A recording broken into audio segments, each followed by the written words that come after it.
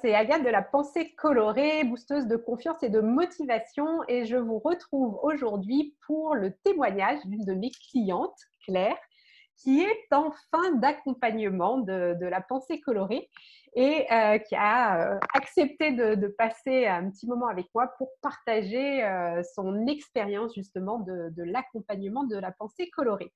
Alors Claire, déjà bienvenue et merci à toi.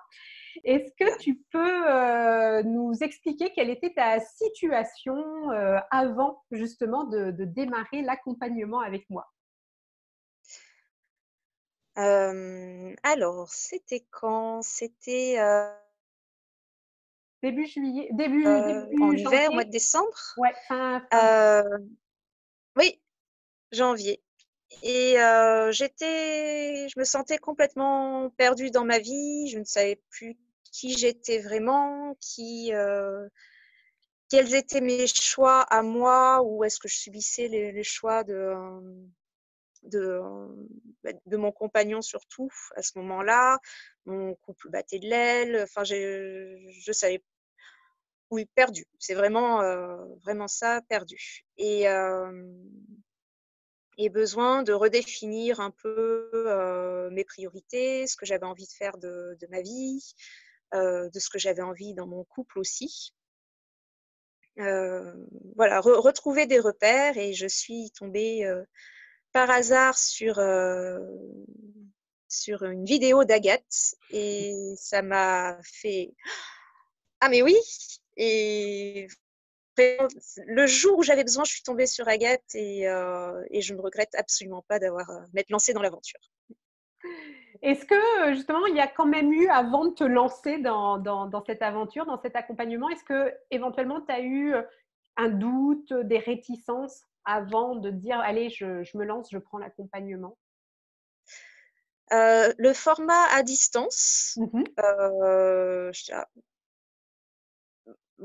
c'est un peu bizarre quand même de me dire qu'on va se voir, par écran interposé, hem mais au final, le premier contact au téléphone s'était fait au téléphone, pas par vidéo, parce qu'on avait eu un souci et ça a été tellement fluide pour moi, tellement agréable que je me suis dit: «Bah, en fait, non, c'est faisable» et il y a ce côté aussi confortable de se dire, bah, dans mon emploi du temps, ne pas avoir un déplacement à faire, pouvoir s'installer confortablement chez soi, dans son environnement, pouvoir se préparer son café, son thé, hem, bah, s'intègre plus facilement dans la vie quotidienne. Donc non, ça se fait bien. Donc tes doutes, finalement, tu t'es rendu compte que c'était, éventuellement infondé. Voilà. Qu'est-ce qui t'a motivé vraiment justement à passer à l'action, à te dire, «Allez, c'est pour moi, je me lance dans cet accompagnement»? Hem, je pense que, voilà, c'était pas une vidéo, c'était une webconférence que tu Oui. avais donnée, Agathe Mmh. et je sais pas, ça a été comme une petite lumière qui clignotait, qui me disait, «Viens voir, viens voir, viens voir» et hem et je sais pas, ça a été un petit déclic sur, heu, ta voix. Tu as une voix, très, enjouée, lumineuse et qui du coup, voilà, comme une lumière, ça attire. Ça attire et ça met en confiance et ensuite avec, la séance clarté, hem, la façon dont tu as mené l'entretien où, tu requestionnais, tu reformulais, tu étais, vraiment, on sentait qu'il y avait une écoute, une bienveillance, il y avait du rire aussi, c'était léger. Voilà, un contact très fluide où du coup, ça annule, toutes les craintes, on se sent en confiance. Donc voilà, tu étais la personne qu'il fallait que je rencontre à ce moment précis de Ouais. ma vie et puis voilà, c'est tout. Une belle synchronicité. Aujourd'hui, donc presque 6 mois après le début de l'accompagnement, donc on arrive à la fin de l'accompagnement. Où en es-tu justement par rapport à ton objectif principal de départ, les objectifs que tu t'étais fixés? Où est-ce que tu en es? Ah, eh bien, de gros changements ont découlé dans ma vie. Là, aujourd'hui, tous mes objectifs ne sont pas atteints, mais parce qu'il y a eu beaucoup de chamboulements qui ont changé aussi l'ordre de mes priorités dans mes objectifs. Bon, il y a eu cette période spéciale de confinement où on perd un peu tout ce qui est, voilà. Mais ce que je te disais aussi, c'est ton accompagnement m'a permis de garder pied, d'aller de l'avant, de m'avancer sur mon chemin. Pour moi, j'ai encore beaucoup de choses à accomplir, beaucoup de choses à rechercher, à trouver. Mais j'ai les outils j'ai regagné aussi la confiance pour me lancer là-dedans. Et voilà, ça m'a aidé aussi à recréer des repères et je peux avancer plus sereinement et que on a des peurs, il faut être capable de les affronter, être capable de bien s'entourer, c'est très important. Voilà, prendre conscience de choses que souvent on sait, mais on les formule pas et du coup on n'en a pas vraiment conscience. Pour moi, cet accompagnement, c'est amener la parole, à poser les mots sur des choses qui bouillonnent en nous, que ce soit les peurs, les possibles, les rêves, et voilà, les faire émerger et de se dire mais oui, c'est ça, je le sais, mais c'est ça. Voilà. Si tu devais dire justement une des choses, enfin la chose principale que l'accompagnement t'a apporté, tu dirais que c'est quoi? La chorale.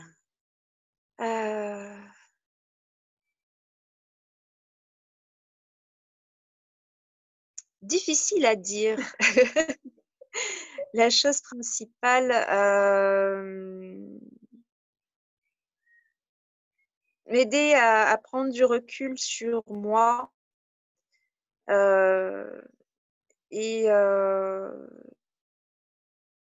encore une fois, ouais, savoir s'entourer, que ce soit savoir quelles sont les ressources extérieures. Donc là, ça a été toi, Agathe, avec ton accompagnement, se dire oui, en fait, quand on n'est pas bien, il faut faire appel aussi à l'extérieur et soit se faire accompagner et soit aussi faire appel à ses amis et arrêter de se dire qu'on est seul, c'est pas vrai, et qu'on a plein de monde autour de nous qui peuvent nous aider et qui peuvent nous soutenir. Et voilà, c'est pour moi, me lancer dans l'accompagnement en coaching, ça a été un gros défi, c'était demander à l'aide. J'avais beaucoup de mal à demander de l'aide quand je n'allais pas bien, quand j'étais en difficulté. Aujourd'hui, ça me fait beaucoup moins peur. Et voilà. Comme tu le disais, accepter qu'on ne peut pas être une Wonder Woman tous les jours. C'est ça. Et s'autoriser en effet à demander de l'aide autour de soi. Ouais. Dans l'accompagnement, qui est multiforme, puisqu'il y a les coachings individuels, la formation en ligne, les coachings de groupe, le groupe Facebook, qu'est-ce que tu as le plus apprécié, toi, dans la Pour forme? moi, c'était vraiment les entretiens individuels. Avec la fréquence de tous les 15 jours et ça correspondait, on va dire, à mon cycle de ça va pas bien, une séance avec Agathe, ça remonte, ça va pas bien, une séance avec Agathe. Du coup, oui, ça a été vraiment précieux ces temps-là. Et au milieu, les petits coucous, enfin les petits coucous, c'est pas des petits coucous, les petites vidéos qui tombaient toujours juste sur les choses qui me travaillaient. C'était, oui, Voilà, Agathe a fait une vidéo, c'est exactement ça.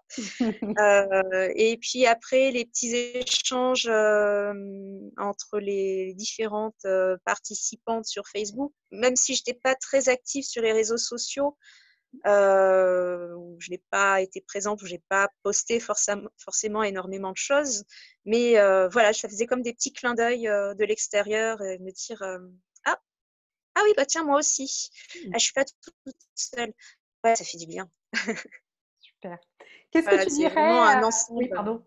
Ouais, un ensemble. C'est un D'accord. ensemble. Ouais. Qu'est-ce que tu dirais à une femme qui hésite justement à prendre l'accompagnement? C'est une séance clarté. Bah voilà, on le sent tout de suite si c'est pour nous ou pas. Et de toute manière, si on n'essaye pas, on ne sait pas. Donc c'est déjà la séance clarté, c'est une belle première approche et ça déclenche beaucoup de choses déjà. Et le mot de la fin, est-ce que si tu résumais justement la pensée colorée, l'accompagnement de la pensée colorée, est-ce qu'il y a un mot qui te vient spontanément? Alors je sais que toi tu es très couleur, moi je suis très lumière. Donc voilà, c'est les petites balises lumineuses. La pensée colorée, ça a été mes petites balises lumineuses sur mon chemin. Et Sur la piste de décollage, voilà, c'est un peu ça. j'adore l'image aussi, donc ça me parle. Super, bah, écoute, merci beaucoup Claire, bonne continuation à toi et encore merci pour ce Merci. témoignage.